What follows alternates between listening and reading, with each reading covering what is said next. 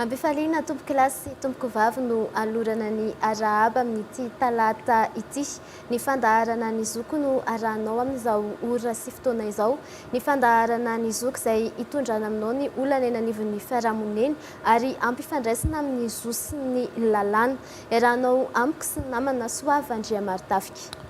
Atena ny fiarabana tompoklary amafisina ny firarintsoa amin'izao aliny talata 17 ny volana May taona 2024 izao. Ny zoko fandarana izay fanaraka ao amina vanim-potoana tahaka izao izay ifampisarana sy hitonana fanazavana ary amelabelarana ireo tompon'andraikitra sy ny manana ny traikefa manokana momba ny teboka iray eo anivon'ny fiainana andavanandro. Ny andron'ny talata tahaka izao moa dia mifototra amin'ny fizakantany ny resaka eto amin'ny fandarana ny zoko ary rehefa miresaka izay fizakantany izay dia mbia an-tsaina mandrakariva ny olana izay miseho satria amina vanim-potoana tahaka izao dia saika maro ireo tranga isehoana fifanololana amin'izany tontolon'ny fizakantany izay, izay fifanololana ara-tany na ny antsoina hoe litige foncier izay no ifitoran'ny fahandarantsika amin'ity alina ity ka hitondrana ny fotoana ary dia averina amin'ny namana farany arazavana velo ny famelabelarana ny amin'ny vahintsika sy ny loahevitra izay ifitoran' izany fandarana izany anio. Araky ny efa hitantsika eto anoloana dia efa iny anankiroa ny fampiresaka amintsika manodidina izay fifanolanana ara-tany izay. Eo ny ben'ny tanànan'ny Mahitsy Rakotovao Andriambololona izay hitantsika avy ato amin'ny ilany Avato. Avy ato amin'ny ilany Avato ihany kosa no ahitantsika Andramatoa Andriamalala Hermienne Zita Irène, responsable consciencieux circonscription Antananarivo Renivohitra. Fa mialohany iresahantsika amin'ireo vahiny nasaina ireo dia andeha aloha isika hanaraka fanadihadiana iray izay nataonay teny Mahitsy teny.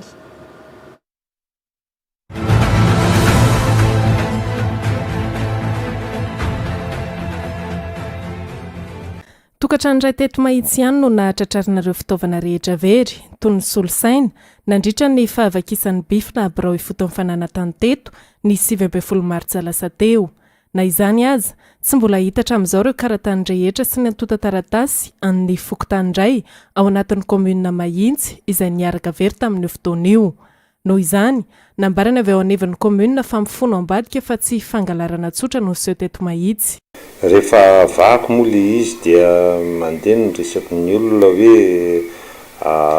ny komunina ihany nanao ny zavatra io.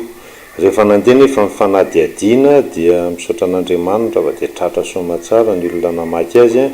dia efa ny ampelantanan'ny fitsarana izy amin'izao fotoana izao. Ny miteraka olana zany ato anatin'ny komunina dia miezaka hatrany manakorotana mamily ny zavatra izay ataon'ny komunina dia manjary manimba ny sain'ny olona.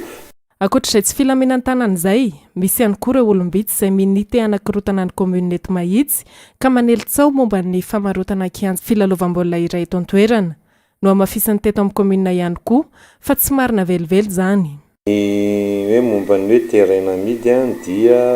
resaka izay atao entina antotoana ny komunina na ny mpitondra amin'izao fotoana izao.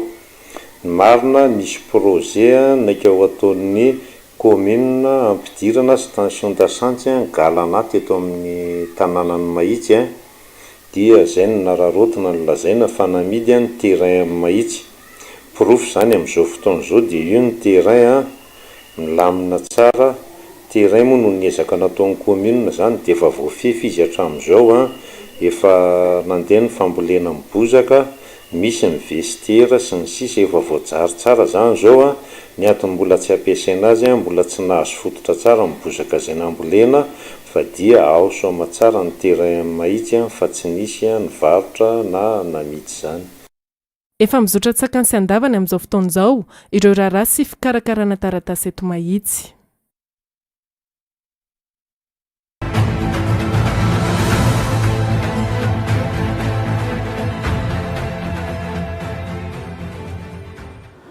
Ya, ampahany amin'ny zavatra nitranga teny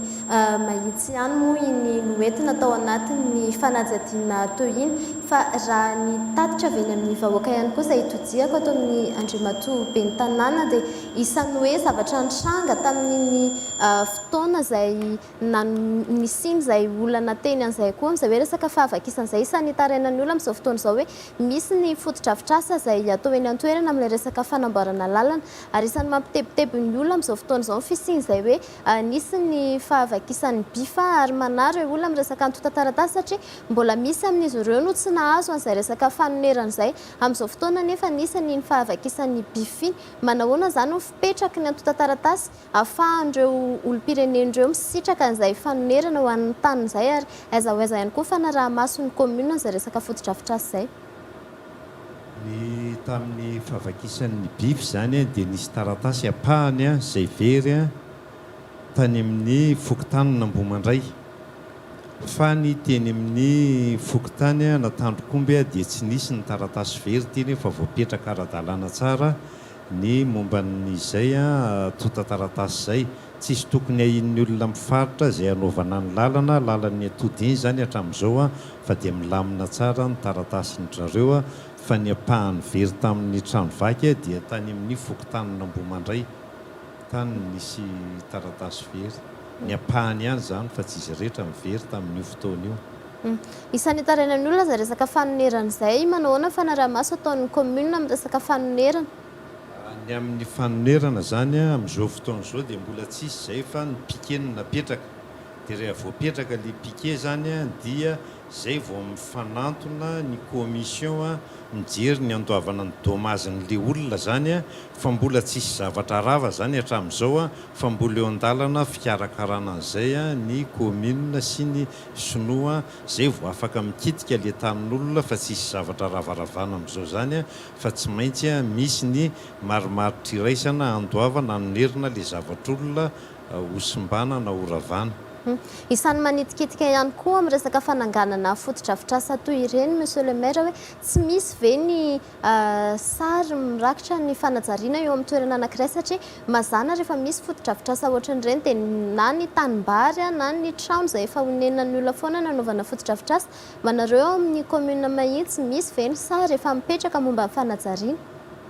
Ny amin'ny commune Mahitsy zany dia efa misy ny sakana ny semazement d'aménagement communal efa mipetraka izay zavatra izay eto zany le fanamboaran-dalana dia lalana efa misy izy io fa alibiazana zany mba hanaraka ny fandrosoana amin'izao fotoana izao ho atao de sens zany le izy ka ny tômôbilina tsy mifanena fa misy protège eo ampovoany izay ny antony nanitarana an'ilay izy sy n'le fandravana arak'izany moa dia raha fahitana io fanamboarana sinoazy dia tena midana tokoa ilay lalana amin'izao fa mbola tsisy zany ny fandravana hatreto fa ny amin'ny toerana tsisy trano na tsisy tsisy zavatra hosimbana no efa mandeha ny lalana dia efa misokatra ara-dalàna tsara.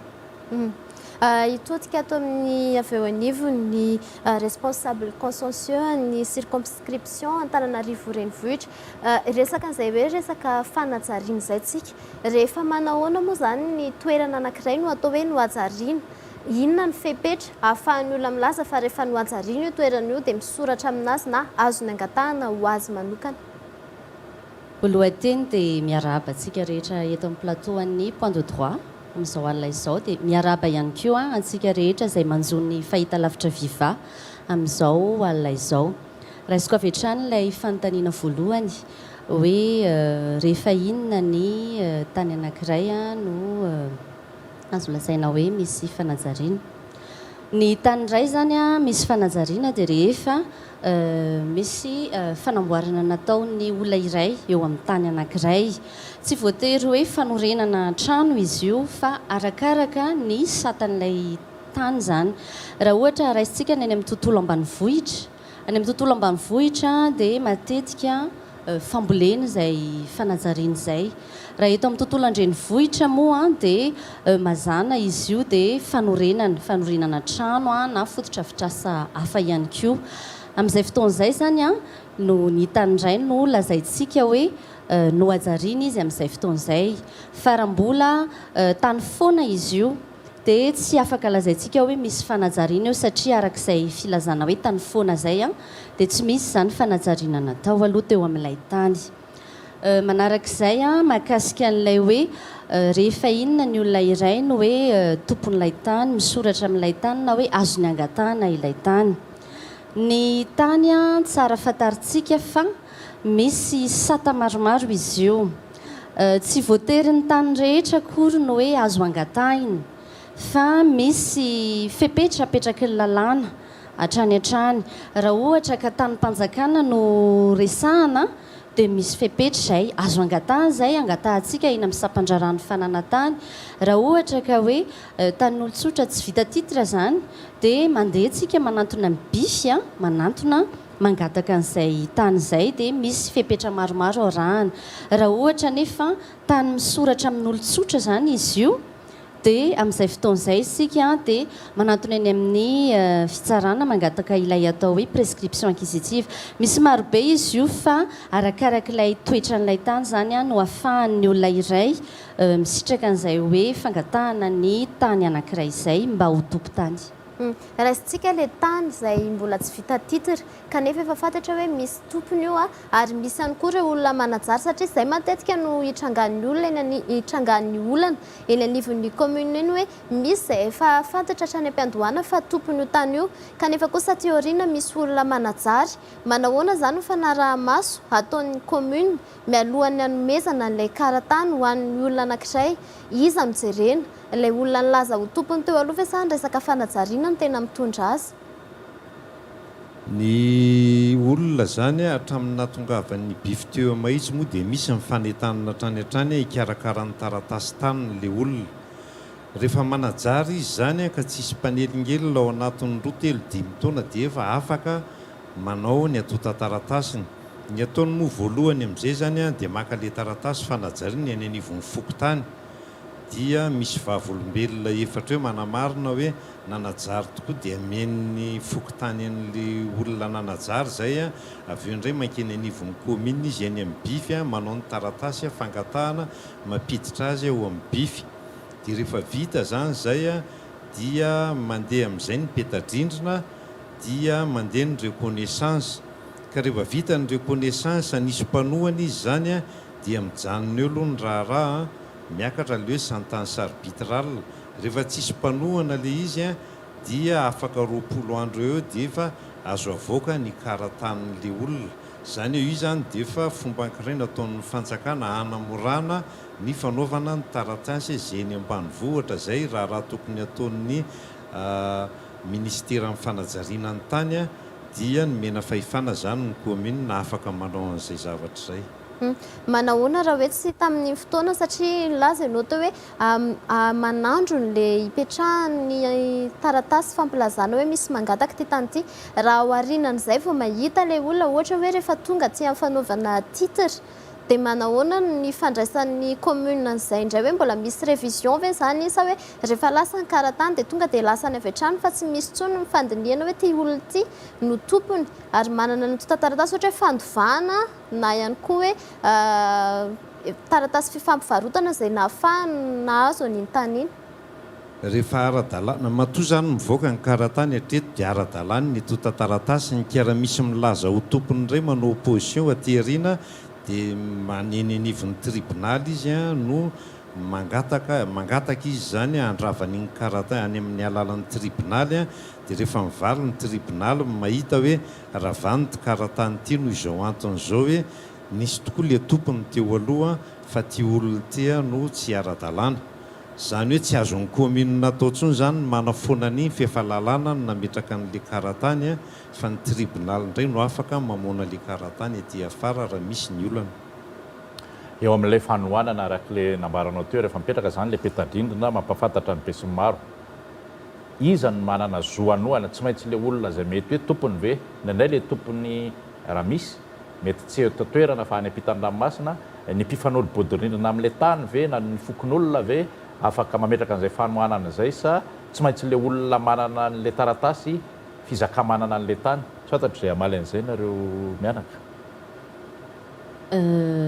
Voalohany aloha amin'ny fanaovana fanohanana amin'ny izay procédure ray izay. Ny fanohanana zany a misy fepetra ao fotoana zany a apetraky ny lalàna anaovana an'iny fanohanana iny. Ny olona manao fanohanana mazava loatra fa ireo rehetra izay mahatsapa fa mety manana zo eo amin'ilay tany. Zany hoe mialatsiny amin'ny teny vahiny hoe tout intéressé zany no manao fanohanana eo. Raisina zany ny fanohanana amin'ny fotoana fanaovana an'io fanadiadiana lalina mikasika amin'ny fanomezana karatany io. Raha toa nefa ka efa mivoaka ohatra ilay karatany na ataontsika hoe efa miova titre foncier mihitsy ilay efa misoratra ny anaty titre foncier mihitsy zany ilay zoan'ilay olona, amin'izay fotoan'izay a misy foana ny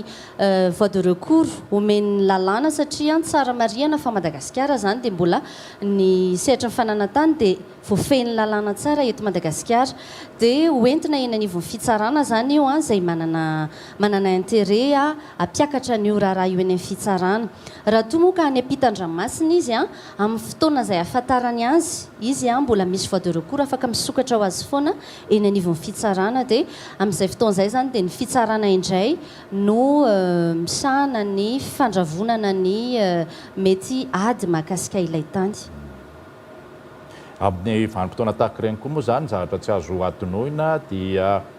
ilay olona izay mety mitondra an'ilay taratasy na titre io ka milaza hoe izay tompony nefa izy tsy nanajary teo ary efa nahatratra ny tsy nahitany fokon'olo azy mety ho tanànana vaovao mihitsy ara no miorina teo tateo aoriana. Inona no fepetra mba ho azony ny olona iny hisitrahany zony nefa efa fokon'olona ray manontolo no eo amin'ilay tanàna. Miakatra fitsarana ihany koa ve sa ny eo anivon'ny BIF afaka mijery ny zony momba an'izay tranga izay? Raha izay zany ny fipetrany dia efa tokony any anivon'ny tribonaly a satria efa be dia be ny zavatra voapetraky ny olona teo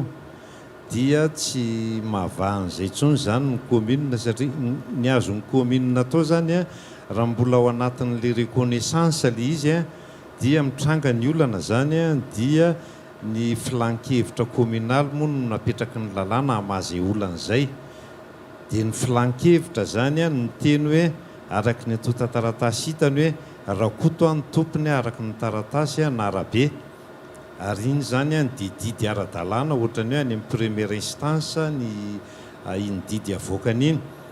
dia rehefa mivoaka zany iny didy iny a dia manana 10 andro 20 andro le olona zay vao tohina zany ny zoany a mampiakatra eny amin'ny tribonaly ka rehefa tsy nampiakatra izy zany a dia maka le certificat non recours any amin'ny tribonaly le olona mangataka karatany a dia efa avoakan'ny commune indray a ny karatany ao aorianan'izay. Ya, itodika ato amin'ny responsable consciencieux ihany satria isan'ny olana mitranga ihany koa eny anivon'ny fiarahamonina eny ny fisiany zay hoe taratasy mivoaka avy eny anivon'ny commune zay hoe ny karatany ary eo ihany koa ny titre zay mivoaka avy eny anivon'ny sampadrarahan'ny fananantany. Manahoana zany ohatra hoe ny karatany no mipetraka mialoha zay vao mivoaka ny titre samy olo-kafa ny tompon'ireo na hoe ny titre mipetraka mialoha dia ny karatany aty aoriana ary samy olo-kafa ihany koa ny tompony. Tena misy tokoa izay olana lazainao izay amin'izao vanim-potoana iainantsika izao. Voalohany raisiko le hoe efa misy karatany ao amin'ilay tany a dia misy titre mivoaka aty aoriana. Raha ny tokony ho izy a dia rehefa manome tany anankiray tany-panjakana misy fanadihadiana lalina atao zany ao fa tsy hoe mametraka fangatahana ilay olona dia avy hatrany dia manome titre ny fanjakana. Tsy izay fa tena misy atanatohatra maro ao ary misy fidinana ifotony atao zany amin'izay fotoan'izay amin'ny fidinana ifotony inona eny antenantenan'ny fanaovana fanadihadiana eny zany a fandinihana ilay fanomezana an'ilay tany dia hita eny ny fisian'izay karatany izay amin'izay fotoan'izay a dia ny karatany efa zo iny zo feno amin'ny fananana tany a noho izany a tokony zany a lavina amin'ny fangatahan'ilay olona ilay fangatahana titre zany. Raha ohatra indray a efa misy titre ilay toerana nefa misy mangataka karatany a any amin'ny birao ifoton'ny fananantany amin'izay fotoan'izay ihany koa a tokony ho hita ao amin'ilay plof zany hoe efa misy titre ty toerana iray ty a dia tokony zany ilay tompon'andraikitra ao amin'ny birao ifoton'ny fananantany tokony izy zany amin'izay fotoan'izay a tsy manome ilay karatany intsony mampiantso izy mazava loatra izay olona voasoratra ao anatin'iny titre iny a ao anatiny ampidirina ao anatin'ilay procédure na certificat foncier dia satria ny titre ihany koa moa dia efa zofeno fananantany izy iny a dia tokony zany amin'izay fotoan'izay a tsy afaka anomezana certificat foncier intsony ilay toerana satria manjary lasa ady tany indray izy amin'izay fotoan'izay. Anisy teo ny firesahana za resaka plof izay ho anareo eny anivon'ny commune ajour tokoa ve reny plan d'occupation foncière reny sa mety misy fotoana ihany koa misy ny fanadonona satria raha ohatra hoe mamoaka karatany anankiray tokony hisy ny fanamporofona hoe efa mivoaka ty karatany ty mba tsy hisian'ilay hoe karatany roa mivoaka amin'ny tany iray. Alohan'ny amoahana karatany zany a dia efa tsy maintsy tracena ao anatin'le plofy a le tany angatahan'le olona dia vita ny reconnaissance tsisy mifanohanana zany a dia efa définitive dia apetraka ao ny numéro an'le karatany ho avoaka. Marina zany a tsy tokony hisy karatany ankoroa mivoaka fa matoa misy karatany ankoroa mivoaka dia zavatra ohatra ny hafahafa ihany zay zavatra izay mety hoe ny avany amin'ny BIF mitondra dossier ka mety hoe mamitaka ny ben'ny tanàna dia mety tafavoaka le izy fa raha ny tokony ho izy zany a rehefa misy karatany mivoaka ankiray a dia tsy tokony hisy hifanitsaka fa raha mbola misy mangataka fanondrony dia efa miteny fotsiny ny aza amin'ny BIF hoe efa misy karatany ty tsy azo avoakana intsony ty. Ny fantaniana totoka aminao hoe misy fepotona ve ny fanajarian'ny tompotany iray ny taniny zany hoe efa tompotany zany ara-panjakana manana titre na mana-karatany raha sanatria zany tiako tenenina hoe tsy vita ny nanajary an'ilay taniny tamina fepotona anankiray dia aiza ho aiza ny zony misitraka ny tany io rehefa misy ny mety hoe fakana azy na ho an'ny fanjakana io na ho an'ny olon-tsotra mety mitranga ve zay? Oui, tena mitranga mihitsy izay zavatra izay a misy fotoana zany ny fepotona aloha hoe amin'ny hoe fanajariana zany hoe ny tianao lazaina zany hoe efa misoratra amin'ilay tany efa misy titre na misy karatany amin'izay fotoana izay a tsy dia misy fepotona apetraky ny lalàna fa misy foana ihany zany a sazy karazana hoe sazy apetraky ny lalàna ho an'ilay olona tsy miraharaha zay angamba ny afaka hitenenantsika azy a izay hoe manao abus de droit de propriété ozy isisika zany a mialatsiny amin'ilay teny vahiny raha ohatra zao amin'ny tany titre misoratra amin'ny olon-tsotra zany a dia misy zany a raha manao abus de droit de propriété le olona misoratra amin'ilay tany nefa tsy nikarakarainy mihitsy nandritra ny taona maro dia misy olona tonga mikarakara an'ilay tany zany tsy mamela an'ilay tany hoe ho tany lavavolo fotsiny eo ohatra dia amin'izay fotoan'izay zany a dia afaka mangataka prescription inquisitive ilay olona hoe efa nikarakaraiko ty tany ty a nandritra ny taona maro eo moa roapolo taona ny apetraky lalàna dia misy condition eo hafa dia mijery an'izay zany ny tompona andraikitra ka raha hita fa hoe tena izy marina no nikarakara an'io tany io misy fotodrafitrasa nataony io na misy fambolena nataony io sy ny sisa dia amin'izay fotoan'izay a omena azy ilay tany fa iny moa zany a amin'ny alalan'ny didim-pitsarana fa raha ohatra indray izy nefany a zay le nolazaiko teny am-piandohana teo hoe arakarak'ilay satan'ilay tany foana zany no hitondrantsika an'ilay hoe manahoana fisitrahana an'izay fanajariana izay zany dia raha ohatra indray izy tamin'ny mpanjakana iny tsy misy fepotona fa tany mpanjakana moa zany a rehefa apartiran'ny hoe fanadihadiana tao ka hita fa hoe tokony omenanao ilay tany mpanjakana dia omen'ny fanjakana anao ny tany fa raha ohatra ka hita amin'ny fanjakana kosa hoe tsy ara-dalàna zany a ilay zavatra ataonao eo a dia amin'izay fotoan'izay dia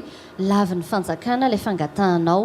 dia io zany tsy misy hoe fepotona manao ahoana amin'ny tanin'olon-tsotra tsy vita titre angambany izy dia misy an'ilay fepotona hoe folo taona dia lasa afaka raisina zany ilay fanajariana ataon'ilay olona. Tiako hidirana kely eo amin'ilay hoe perquisition acquisitive iny satria mazana tsinona ny olona mety hoe misy fitserana no amezany tany hoe ho ampiasain'ny olona hafa manahoana zany le resaka fijerena tsara an'izay mihitsy hoe tena namela ho tanàna olo an'le toerana ve le olona mora ohatra hoe nisy olona manajary eo ambony saingy avy amin'ny lalana famezana lalana nataon'le tompon'le tany teo aloha mety misy fandinihana ihany ve zay tsy maintsy misy nyfandinihana satria araka ny lazaiko teo na amin'ny resaky prescription inquisitive zay ary dia misy ao aloha voalohany indrindra fidinana ifotony mijery zany ny tompona andraikitra nyfananantany manao an'izay hoe inona daholo ny zavatra hita eny toerana trano ve ny eo raha ohatra ka ity tanàn-dehibe tsika no miresaka sa inona ny eo atoerana sa tany foana amin'izay fotoan'izay zany iny dia tsy maintsy misy PV anoratana an'izay zavatra hita rehetra eo an-toerana nisy ve fanohanana voaray teny toerana raha ohatra zao mahakasika an'izay hoe mpiandry tanàna ohatra ny teo atoerana fa ilay olona tsy teto atoerana fa lasa tany ampita ohatra tsy maintsy hita eo mampiantso ny fokotany mampiantso ny manodidina ary mety misy ihany koa ohatra taratasy nametrahan'ny tompotany an'ilay mpiandry tanàna teo amin'izay fotoan'izay ilay mpiandry tanàna tsy tokony homena azy mihitsy ilay tany satria natao hiandry tanàna izy zany eo amin'iny toerana iny amin'izay zany izy nanao ohatrany hoe fanodikodinana n'ilay fifanarahana natao tamin'ny tompotany zany ilay mpiandry tanàna amin'izay fotoan'izay iny fanadiadiana vitany tompona andraikitra mifananantany iny no entina eny anivon'ny fitsarana ahafahan'ny fitsarana mandray fanapahan-kevitra hoe omena ilay olona ve ilay tany sa tsy omena ary eo raha ohatra ka mbola misy mifanohanana misy fisalasalana amin'ny fitsarana mbola azon'ny fitsarana atao ihany koa no miverina midina eny toerana indray manamarina n'ilay zavatra efa hitan'ny tompona andraikitra ny sampandrarahany fananantany mba tsy anomezana tany zany hoe tsy an'ny olona izay tokony ho tompon'ilay tany rehefa aveo dia izay fanadiadiana rehetrarehetra izay moa tsy maintsy misy voie de recours foanao tsy avela hoe tsy anana fahafahana zany ilay tompotany hiaro ny zony ao anatin'ilay procédure ya melohan'ny dirantsika amin'ny tapany faharoa izay iresantsika ao anatin'izay fifanolanana ara-tany izay ihany dia andeha aloha tsika anaraka horonan-tsary fanadiadiana momba ny BIMTT araha ny fanadiadiana iray izay natao momba ny ady lalana sy resaka lakan-drano teny Anosizato. Tsy manaiky ny fanohizana ny fanitsahana zoma olana intsony zahay hoy reto-poniny eto amin'ny faritra faefatra eto amin'ny fokotany Anosizato Atsinanana anatin'ny boriboritany faefatra reto androany notapena teratany karana tompony ty orinasa ity ny lalana fivezivezen'izy ireo sy ny lakan-drano ka mitoby atokotanin'izy ireo ndrano tratran'izany hatramin'ny toeram-pianarareo ankizy madinika raha fanazavany reto-ponina ireto mivoana fifanarahana natao ny taonina 2024 ny fiatsika ataony teratany karana io amin'izao fotoana izao lalam-pokon'olona io dia afaka nandanany sarety sy ny tomobila hatramin'izay kanefa hatramin'izao dia zavatra kely zarafa nisy lalana napetrany teo nefa taty afara ankehitriny indray nefa ilay zavatra lalana natao teo nitapenany dia zao zany ny fokon'olona tsy misy lalana andanana tsony lakan-drano nataony fa lakan-drano kely atretsy ambadimbadika kely etsy dia tapakeo moa ilay izy dia aiza zany ny lalana lakan-dranon'ny olona rehetrarehetra dia ty amin'ity faritra ity tsisy koa ny lalana andanan'ny olona hiditra ty amin'ny tony tanàna ray manontolo satria barazin'le io karana io lalana ery ambony ery ka izay tsy manana elatra ny dinana na hoe aeroplanina hitondra makaty tanànanay dia izay ny davana io lalana io ary zany zavatra zany dia fanarahany efa vitanay alohan'ny nanotorany an'ity tany ty sy nananganany an'ireo trano ray manontolo ireo dia ny problema koa nefa zao izy mandaha foana fa tsisy lalana tokon'olona teo tsisy lalana teo izy zay nefa dia zavatra tsy mahaka misy fa matory olona mipetraka rehetrarehetra teo atrazay nanampy ny fandavana ny anomezana lalana ny fokon'olona eto izay ihany koa ny solotenany karana tompona orinasa ny fanatrika tamin'ny reto mponiny reto androany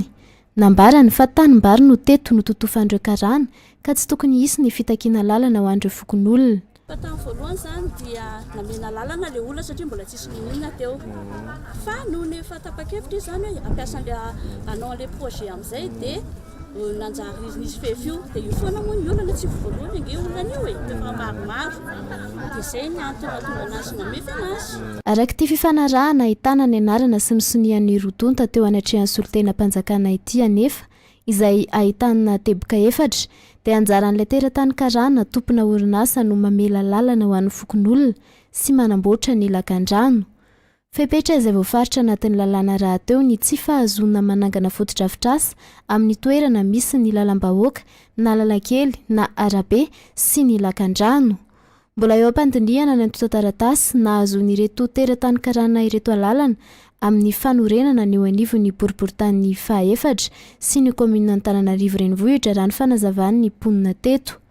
Lalana vonjomaika ny fanarahan'ny mpitantana ny tanàna tao amin'ny boriboritany fahaefatra tamin'ny tompony ity orinasa ity kosa ny ahafahan'ny fokon'olona mampiasa ity vavahady ity hatreto.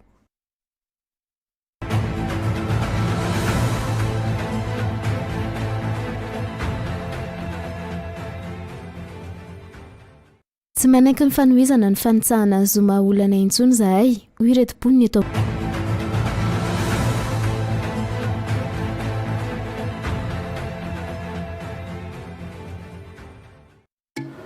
Nataontsika ho fiangana nohizana ny resaka ihany ny oronan-tsary fanadihadiana izay nalaina teny Anozato iny fa andeha aloha sika anaraka ny fampahafantarana ny BMTT mialohan'ny iresahantsika manodidina an'iny.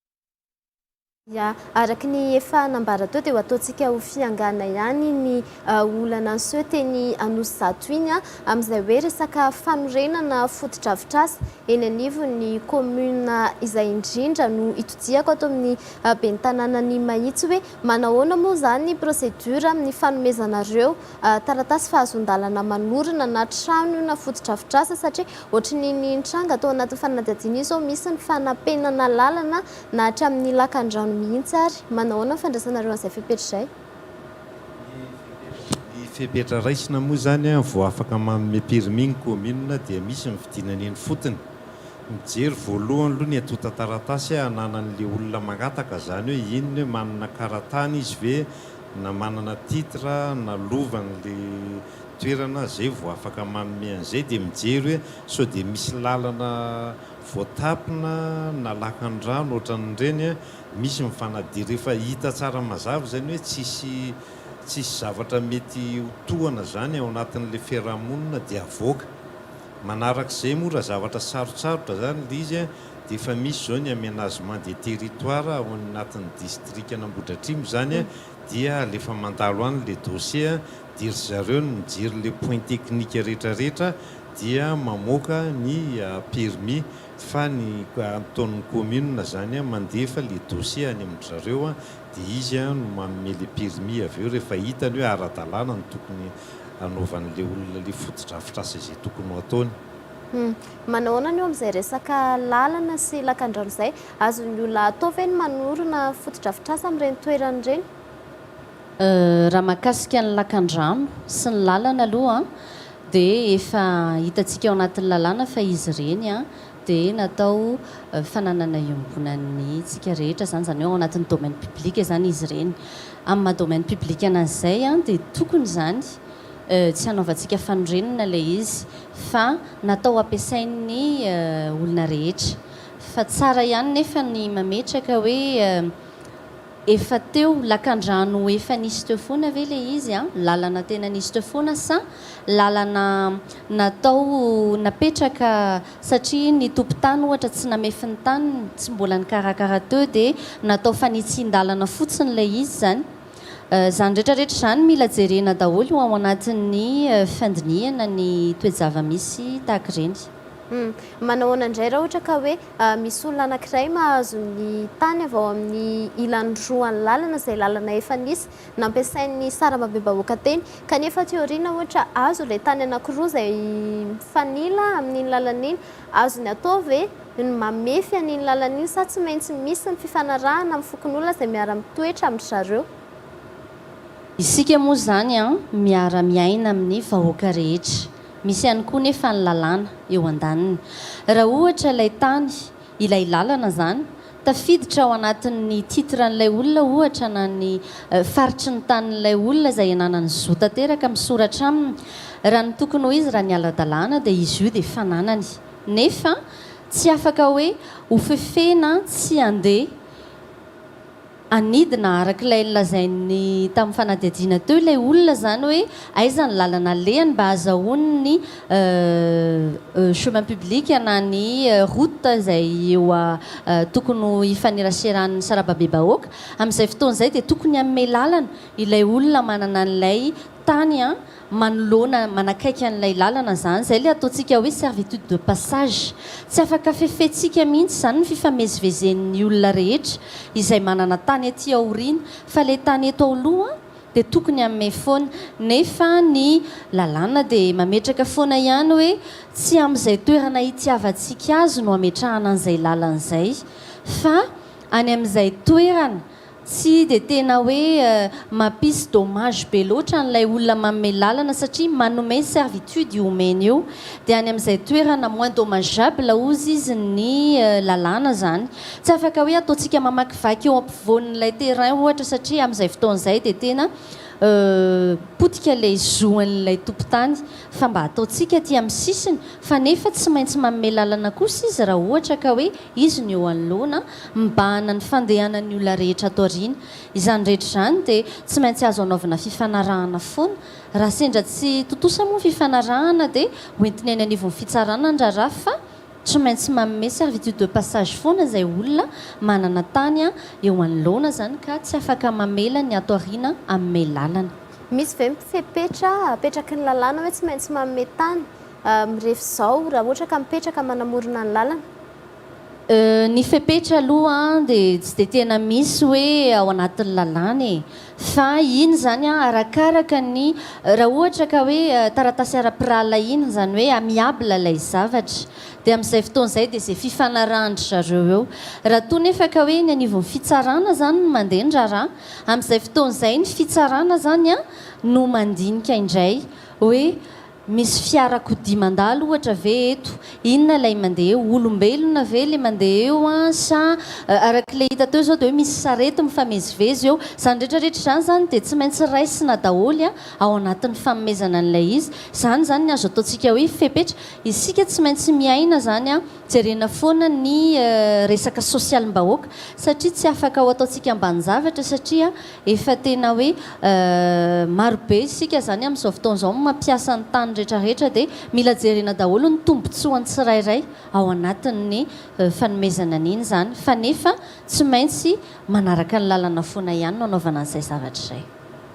ao anatin'izay le hoe fanomezana lalana amin'ny alalan'ny antsoina hoe servitude de passage zay raha ohatra ka ilay olona ty anatiny taty aoriana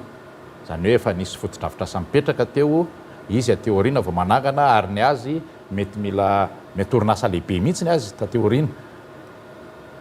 izy ve zany no manana atao hoe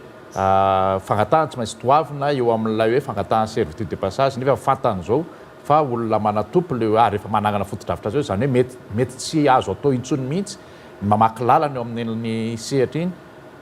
ahoana ny mety hoandraikitra na zon'ny andanina ny ankilana eo anatin'izay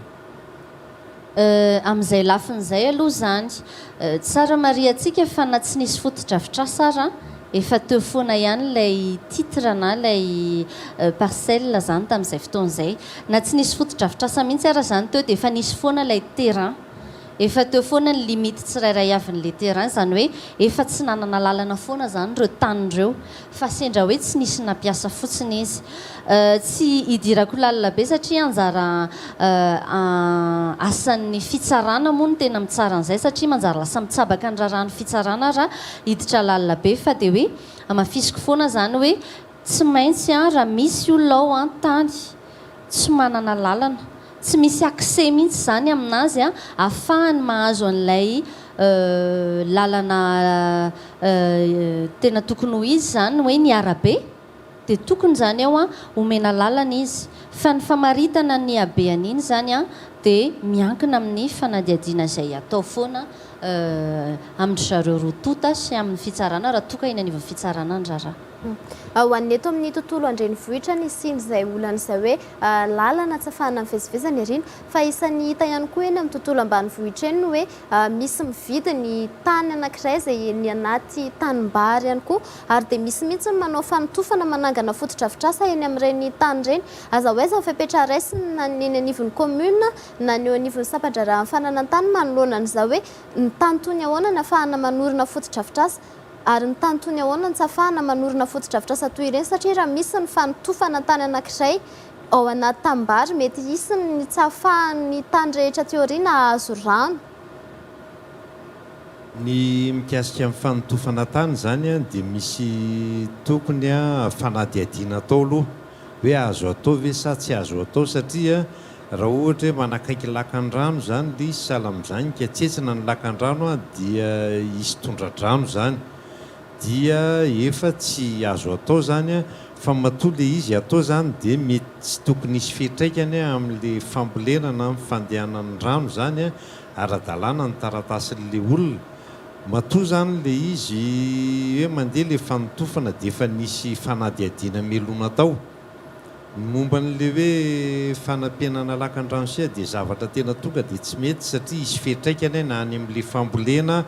na any mety hanimba lalana le zavatra, mety misy tranon'ny olona simba satria miakatra ny rano, dia iny zany tokony jerevana mialoha izay zavatra izay ka rehefa tsy tokony ho atao ka namanao ary zany le tompony tsy nahazo alalina dia tokony tonga dia manajanona izay ny commune mba tsy hitombon'le izy mba tsy hiteraka n'le olana dia ajanona le asa rehefa tsy tokony ho ataon'le olona zany. Hijanona eo amin'izay tranga izay ihany hoe andray ohatra mivantana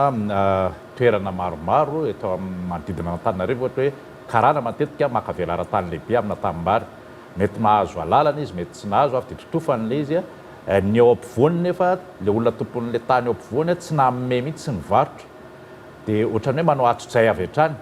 Ny commune ve na ny manam-pahafanara-mpanjakana ve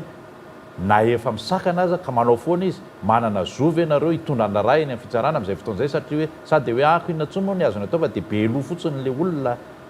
Ahoana fipetrak'izay? Ny fipetrak'izay zany dia mandrara aloha ny commune arak'izay azony ataony, fa tsisy fahefan'ny commune mihitsy hoe afaka hoe andrava zavatra na inona, fa dia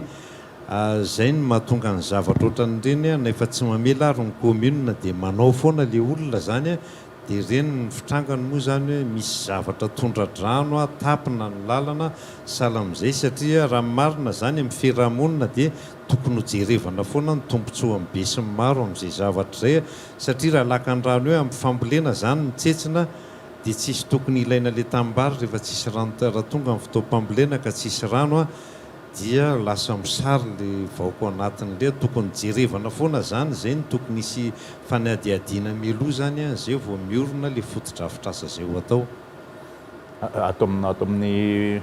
tontolon'ny fananantany raha mitranga zao hoe fananganana an'le fotodrafitrasa zay efa tafatsangana mihitsy moa zany, satria mety nanao ny didohany le olona nanangana, mety nisy alalana ny fotorany, mety misy mpiaro sy ny nisy zao tranga vao niseho tsy ela mandray fipetra avy hatrany fa tsy amin'ny alalan'ny didim-pitsarana ny fanjakana. Manana zo amin'izay ve ny fanjakana? Arakarak'ilay zava-misy tsara ny manamarika aloha amin'izao fotoana zany efa ao anatin'ny famerenana ny laoniny amin'izay resaka fananantany izay, indrindra ny ao anatin'ny ministeran'ny fanajariana ny tany, toeram-ponenana ary ny asa vavety, izany hoe reny tranga hitantsika ireny raha ohatra ka hitantsika misy zany tsy fanarahan-dalàna, ohatra misy fotodrafitrasa hitantsika ny anaty lalana amin'izay fotoana izay dia na tsy misy didim-pitsarana raha zao efa hitantsika ireny hoe nisy ny fandravana natao. Atao ny fandravana satria izy ireny ny ataontsika hoe occupation illicite du domaine public, izany hoe le domaine public natao ampiasain'ny be sy ny maro nanaovan'olona fotodrafitrasa, tsy mifanaraka amin'ny lalàna izay zavatra izay dia rehefa hita ilay tranga dia azo atao mihitsy ny fandravana indreny ary tokony horavana mihitsy ny arany ny tsy fanaran-dalàna zany izay mipetraka ny anatin'ny hoe fanorenana ny anaty lalana na fanorenana ny anatin'ny eny ambonin'ny trottoir sy ny zavatra marobe ohatra ireny zany a dia tsy maintsy miafara amin'ny fandravana foana moa izy amin'ny izao fotoana izao. Ary mananjo azo onitra ve le olona tompon'le fotodrafitrasa amin'izay fotoana izay satria raha tsy diso ny fahafantarana misy feim-potoana ihany hoe valo andro tsy maintsy milaza ny commune zany atsahary ho azy io tsy nisy nefa izay efa voatafo efa vita ara-dalàna le fotodrafitrasa zay vao hoe arodana na ara-dalàna io na tsy ara-dalàna mananjo azo onitra ve le olona tompony. Rehefa misy moa ny fandravana zany hoe tsy nanaraka ny fipetrany lalàna ohatra ilay fandravana natao amin'izay fotoana izay a misokatra foana zany a ny fametrahana fitoriana eny amin'ny fitsarana hoe mitakionitra raha mahita moa fitsarana hoe tokony omena onitra izy a dia manome onitra raha ohatra ka hoe tsy tokony ame onitra izy satria efa hita fa hoe domaine public ohatra sy izay hoe mety ho argument hita ny fitsarana hafa eo amin'izay fotoana izay a dia mbola afaka mampiakatra andraraha izy ka raha tena hoe tsy manome onitra zany a dia tsy voatery tsy maintsy manome onitra amin'ny fanjakana. Misy fatoyany. Nisan'izay resakantsika izay hoe fanomezana onitra izay ihany koa amin'ny resaka hoe fananganana fotodrafitrasa fa isan'ny olana hita amin'ny tranga ihany koa amin'izay hoe fanonerana izay mazana ary mahatonga ny fifanolanana mihitsy eny anivon'ny fiarahamonina eny ny tsy fitoviana amin'ny onitra izay voarain'ny olona tsirairay tompony tany ohatra hoe amin'ny fananganana fotodrafitrasa toy ny lalan'ireny ohatra mety misy ve ny fepetra ahafahana mamantatra hoe onitra toy ny ahoana no tokony hositrahan'ny tompo-tany anankiray mety misy idirany amin'ny resaka mahatompony tany anazy ve io sa mety hoe ny misy fepetra hafa ve zany raisina ahafahana mametraka an'ireny onitra ireny. Ny fametrahana onitra dia rehefa misy procédure na expropriation ngamba ny tiana ho lazaina zany amin'izay fotoana izay tsy maintsy misy foana ny enquête préalable atao rehefa misy an'ireny fakanan-keriny ny tany ataon'ny fanjakana ireny anaovana fotodrafitrasa iray ao anatin'ireny enquête ireny a dia misy expertise atao foana amin'izay fotodrafitrasa tsirairay avy hiteny ilay tsy fitoviana onitra zany a tsy isika zany no mahafantatra hoe tokony hitovy amin'ny onitra izay azon'ny olona izay niaran'ny fakanan-keriny tany niaraka tamiko a fa io expert io zany no mievalue ny construction tsirairay avy dia misy mihitsy zany rehefa avy eo a rapport apetraka dia amin'ny alalan'iny zany no ahitana hoe tokony ohatran'izao a ny onitra omena azy misy calcul atao fa tsy hoe izay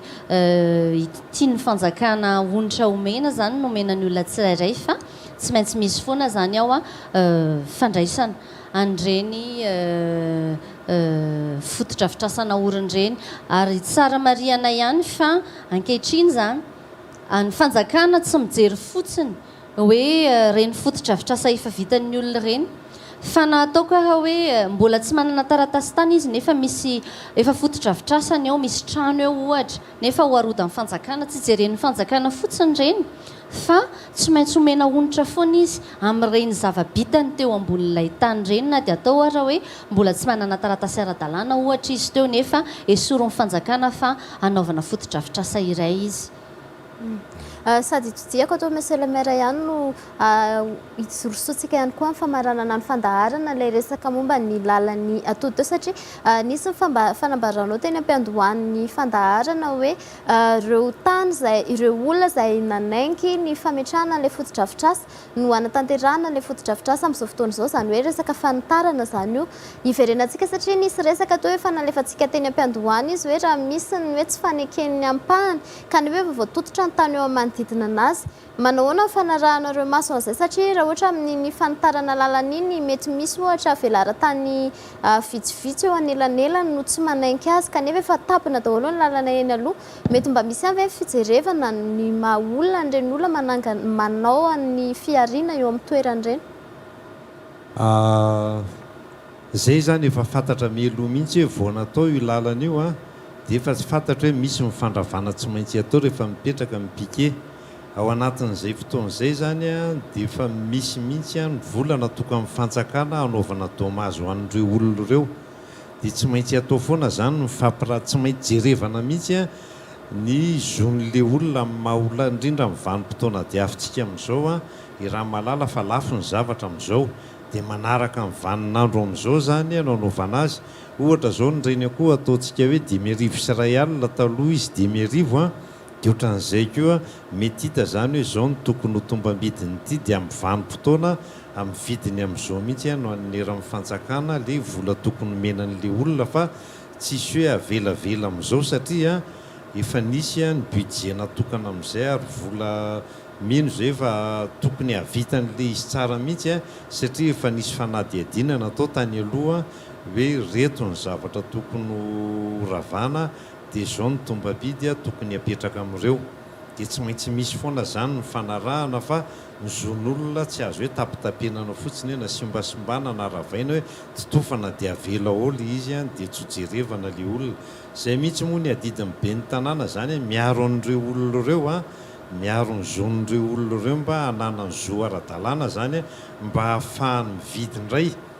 ny tany a na ahafahanyindray manao trano araravana ny tranony a mety mba tokony havita tsaratsara kokoa no ny teo aloha ary izy a amin'izay fanonerana ataon'ny fanjakana izay natao aminao a ny resaka expropriation le fakanankerin'ny tany misy matao an'izay moa zany dia hoe pour utilité publique zany hoe ho amin'ny tombotsoan'ny be sy ny maro tsy tanteraky ny fanjakana nefa ilay tetikasa na ilay fotodrafitrasa noeritreretinao atao eo na tanteraka amin'ny ampahany amin'izay fotoan'izay mitovy daholo ve ny olo-pirenena raha te haka n'le ampotany tsy nahavitana fotodrafitrasa misy sokajin'olona manana tombonjoa hisitraka amin'iny ampotany iny miohatra amin'ny olona sasany raha misy moa zany fankanankerin'ny tany natao zany hoe tany nysoratra tamin'olo-tsotra iny a nefa alain'ny fanjakana zany a anaovana fotodrafitrasa iray ho an'ny tombontsoany be sy maro raha tsy totoso izay zavatra izay a mazava loatra fa hoe tsy afaka kosa angamany hoe ny olo-pirenena tsirairay avy andeha angataka an'iny satria fananany ilay olona iny teo aloha fa ny lasan'ny fanjakana misy ny procédure anankiray apetraky ny lalàna ahafahana mangataka ny famerenana iny tany iny zany izay procédure zay le atao hoe rétrocession le procédure ana rétrocession io zany a dia angatahana eny anivon'ilay ministère ny exproprié zany le expropriant zany lay tany a angatahan'ilay tompo-tany teo aloha fa manana droit de préemption io tompo-tany teo aloha io afaka mangataka ilay tany raha toka hoe tsy nampiasain'ny fanjakana akory lay izy tsy tanteraka ilay projet zany dia angatahany fa tsy omena tsy afaka omen'ny fanjakana kosa izy io zany hoe olo-kafa satria nola izay droit de préemption zay fa misy procédure izay famerenana ny tany amin'ilay tompony teo aloha zay ilay rétrocession zay no angatahana ka raha tsy te hisitraka an'izay ntsony le olona teo aloha ohatra zany hoe tsy manana eritreritra mihitsy izy hoe dia alaiko iverina ty amiko fa dia samy miainoainy fotsiny eny dia ny olona hafa ve zany a voasazy tsy mba afaka misitraka an'io raha ohatra aloha izy mbola mijanona tany foana terrain nu amin'izay fotoan'izay zany a tsy mbola hoe tany-mpanjakana ary ny tany-mpanjakana tsy voatery hoe tsy maintsy manome ny fanjakana afaka mijanona tany-mpanjakana foana ny tany-mpanjakana mandrakizay dia tanin'ny fanjakana foana iny fa raha ohatra ka hoe taty aoriana be taona maro taty aoriana ohatra raisitsika hoe nisy fotodrafitrasa iray nataon'olo-tsotra akoatra n'ilay tompo-tany teo aloha afaka mangataka izy ka rehefa manao fanadihadiana amin'ny fanjakana ka hita hoe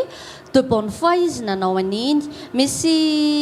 misy fepetra maromaro io jeren'ny fanjakana rehefa ame azy de bonne foi ve izy nanao an'iny disponible tokoa ve le terrain tamin'ny angatahany azy ohatra marobe zany lay izy ka raha ohatra ka hoe ao anatin'ilay tany-mpanjakana lay izy a azon'ny fanjakana omena dia omena raha ohatra lay izy efa tafiditra ao anatin'ilay lalana mbola misy procédure zany lay izy hoe raha lalana ohatra amin'ny projeteuse mbola misy procédure hoe esorina tsy ho lalana ntsony dia klasena aloha ilay izy zany a verina lasa fananany fanjakana izay vao afaka angatahana zany fa tsy hoe voasazy akory ny olo-pirenena fa ny olo-pirenena zany raha hoe de bonne foi izy manao fanajariana dia amiko zany a tokony hoe jerena zany ny tombontsoan'ny malagasy tsirairay avy amin'izay fotoan'izay. ia mialohan'ny amaranantsika ny fandaharana dia omena ampahampotoana iresahana ihany ianareo vahina saina tamin'ity androany ity asa izany andray fitenenana voalohany aminareo ndahoary ny fanantanana atao zany satria ny commune Mahitsy moa dia manana BIF dia tokony ho atao ny taratasy tany zany. Ny antony rehefa tsy manao ianao dia manome fakapanahy olona zany zay zavatra zay dia manjary olo-kafa indray no anao le taratasy ny taninao dia zay no mahatonga le olana raikitry ny ato fa dia mampirisika ny vaoko anatin'ny commune mihitsy na iran'ny Madagasikara mba hikarakara ny taratasy. Eto zany dia azavaina tsara mihitsy fa ny karatany na ny certificat foncier dia manana ny zony ara-dalàna mitovy amin'ny titre foncier ihany manana valeur juridique ara-dalàna tsisy zavatra mampanahy. Rehefa vita zany le karatany dia raha te hamadika titre ianao dia manao le transformation maka taratasy any amin'ny BIF dia makany amin'ny domaine tsotsotra kely izy amin'izay dia efa mivoaka ny titre. Manarak'izay dia ny droit alohan'le olona rehefa nandoha izy tany anivon'ny commune zany dia tsy dia misy vola tokony alohany intsony any amin'ny domaine dia mivoaka ny titre dia efa définitif zavatra manana zo tanteraka amin'izay zany le olona dia mampirisika zany zay ety amin'ny commune hoe tsika zay manana tany dia tokony atao le taratasy tany fa tsy hipetraka amin'izao. Amin'izao fotoan'izao moa ny commune Mahitsy zany dia manao ny OZRF2 izy io zany mifoky tany ankidimy ao anatin'ny commune Mahitsy natao ny karatany fobe. Androany zany natao ny formation ny CRL ny BMX fa manomboka rapitso efa mandeha indray ny reconnaissance dia miraro soan'ny rehetra mba naraka akaiky ny fanaovana an'izay taratasy zay mba hizakan'ny zo tanteraka ny maha-tompon-tany azy. Ny teny lazaina famaranana angamba dia tefo ihany. Efa misy moa amin'izao fotoan'izao ny politika ny ministera ny fanajariana ny tany ny toeram-ponenana ary ny asa vaventy amin'ny fanarenana ifotony an'ity olona amin'ny fananantany ity. Dia ho antsika rehetra zany mba tsy hiaran-tsindry azy lena intsony tsika malagasy dia tongava manantona ny sampandraran'ny fananantany hikarakara ny tany tsirairay avy satria tsara mariana fa raha tsy misoratra amintsika ny tany ny zofeno izay mbola eritreretintsika hananana eo amin'ny tany anankiray zany dia mbola tsy feno fa ny fanatonana eny amin'ny sampandraran'ny fananantany hikarakarana nyreny fanajariana tsirairay sy mba tsy hisian'ny olana ara-tany antsony zany dia ao anatin'ny fanarenana tanteraka amin'izao fotoan'izao ary omena tombontsoa manokana mihitsiny isika malagasy hikarakarany ny fananantanitsika tsirairay avy mba hiarovana ny zontsika manoloana ny toejava-misy rehetra zany amin'izao fotoan'izao. Mariana fa ny zavatra rehetra fanatonana fangatahana zany information mahakasika an'izany rehetrarehetra zany dia misokatra foana ny sambandraran'ny fananantany ary tsy andoavam-bola ny fanontaniana mahakasika an'izany dia afaka mandray antsika foana zany ny ao izay manana olana rehetra afaka ihany koa manantona anay dia eo foana zany ny famahanany olana tsirairay avy dia efa ao anatin'ny fanavozana ny lalàna ihany koa moa dia mijery ny tombontsoa foana ao anatin'izay ho an'ny malagasy rehetra. ia ankasitrahana ny ben'ny tanànany Mahitsy rakoto vao Andriambololona ny responsable consensueux teo anivon'ny circonscription Antananarivo renivohitra Andriamalala Ernene Sita Irene ny vahiny niresaka momba an'izay fifaноlanana ara-tany tamin'ity androany ity izay ambatsahivina hatrany sika fa misy ny page Facebook izay ahafahantsika mifanerasera amin'ny tompona andraikitra eto anivon'ny fandaharana ny ZOKO izay ahitantsika an'izay ny ZOKO izay ao anaty page anaty Facebook ao ary misy ihany koa ny mail izay ahafahantsika mifanerasera ny ZOKO viva 2019 @gmail.com namana soavandriamartafika zay no masakazona roso tompokilasy tompokavy tamin'ity alina ity makasitraka atsika zay nanaraka ny ainao manjery viva ny fifanilana aratana ny litige foncier moa no hevitra ny fotoran'ny fanazavana teto everina fa nahazo ny tandrify azy avy ireo manana olana any amin'ny sehatra misy azy any ireo mety mametram-panontaniana misy zavatra manitikitika ansainy amin'ny zavatra zay iainany eo amin'ny tany zay honenany ka ny fanazavana nentina teo dia misy lalàna izay miatra eo amin'ny tontolo ny fananantany ary misy tompona ndraiky isan'ambaratonga izay afaka manome fahafaham-po ny tsirairay eo amin'izay fisitrahana ny zo amin'ny fizakamanana tany izay na eny anivon'ny commune amin'ny alalan'ny birao ifoton'ny fananantany ny BIF na eny anivon'ny sampanaran'ny ministera izay manana ny sampanaraha misahana ny fananantany dia azo atonona ary satria resaka lalàna no nambara dia ny sehatra farany mety anana ny fahefana